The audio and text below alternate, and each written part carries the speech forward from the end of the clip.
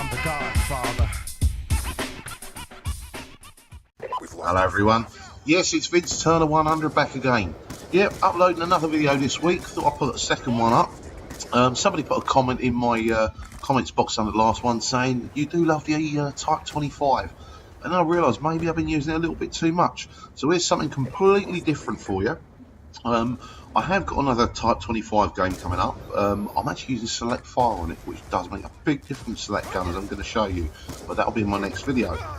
Now this particular one, gameplay, this first one, I've got two short gameplays on here. The first one's on Hijacked, the second one is a little edited one, and in both of them I'm using the XPR-50. Now I've really been having a lot of fun with this gun. As you'll see in this, I'm having a good old run around, having a lot of fun with it. That's all I'm really doing, but you can use it in so many different ways. Now on this setup I'm using the laser, fast mag, ballistic CPU, and you can do so much of it. You can quick scope with it, you can drag scope with it, you can pop off loads of shots in one direction and take out multiple enemies. When people get up close, if you're using a laser, you can almost use it like a shotgun. This thing is so versatile.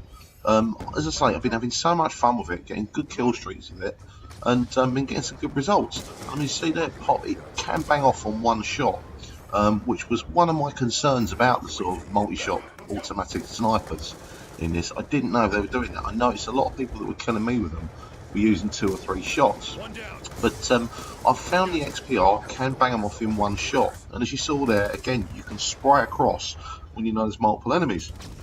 This thing's absolutely brilliant. Do try it out and do have some fun with it.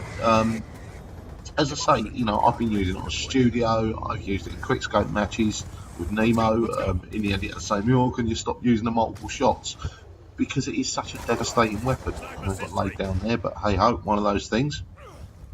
One thing I will say about it, I found I've had to up my sensitivity using it. I normally play on a pretty low sensitivity that I know does surprise some people. I play around sort of 4 or 5. On this I'm going up normally around the sort of 7 mark. Don't know why, it just seems to work far better for me than that kind of sensitivity. Now those of you that played Modern Warfare 3 will remember the Barrett 50. That's the closest thing I can put this to in terms of the way that it fires and the way that you can use it. I used to love using the Barrett. Again, I found I could use it in so many different ways. But this thing is absolutely fantastic. As I say, you can spray it, you can quick scope. Even there, look, I'm just spraying away, and I do eventually hit the guy. So I really would recommend giving this gun a go and having a little trot around with it. Now the gameplay that's coming on in a minute is slightly different. I will talk briefly about it when it comes on, but I'm actually using the gun in a different way. On the next one, I've silenced it. I'm using a silencer, the FMJ, and also the ballistic CPU again. I've kind of got used to using that thing. Initially I didn't like it. I did actually like that little bit of sway that you get on the sniper rifles. I guess I was kind of used to that from Modern Warfare 3, and it just took me a little while to get used to using it, but now I do quite like it, and I do find getting that initial shot in sometimes, it just takes away that bit of sway off of it, and it does help you along. Now I do use the other sniper rifles as well. I use the ballista quite regularly and the DSR, both of which I really like. I tend to find with the ballista, I don't know, it's almost like it's got a little bit more stability with it. But I find often I'm having to get a second shot in to actually lay people down, and that's where this gun fits in, purely because if you need to get that second shot in, you can with this gun. Quite often I will get a hit marker with it, I'll just follow it up straight away with a second shot and lay them down.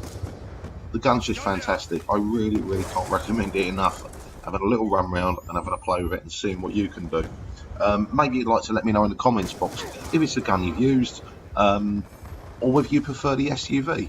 I've only used that very slightly, that gun, not so keen. Again, I can't really even tell you why.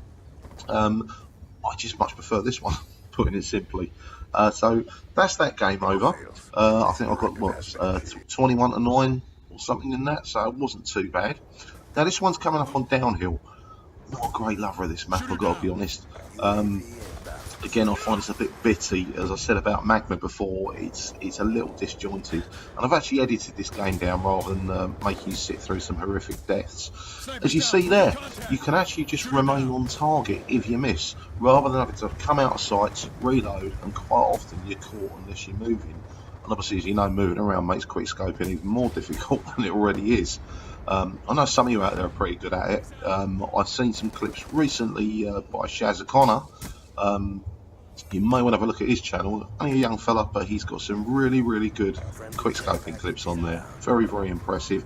And again, if you haven't seen my video where we did the top 5, you might like to have a look at that, and you'll see Nemosity quick scoping. And if I'm completely honest, Nemo is the guy that taught me to quick scope. So thanks for that, Nemo. You know, hopefully that's paying off, mate. Other than when we're playing one-on-one, and I do occasionally beat you. Now, as I said before, on this, I've got it silenced rather than running around with it loud, and you'll see what you can do with it. People obviously don't know where you're coming from. You have the advantage of stealth, if you like, with it. I put the FMJs on it as well, purely just to try and offset what I lose by using the silencer. I don't genuinely know if that works, but it's something I'll often do. Again, if you've tried that, you feel it works, or you don't feel it does anything for whatever reason, let me know in the comments box. As I said before, you know, it was the fact that I got a comment in the last one that made me do this video in the first place. So, you know, I do take note of your comments when you put them down there, and yeah, when you send me messages on the PS as well, you know, I do take it on board, and you know, I do like to try and improve the videos wherever possible. Anyway, this is Vince Turner. Hope you enjoyed that. That was the XPR-50. Peace out.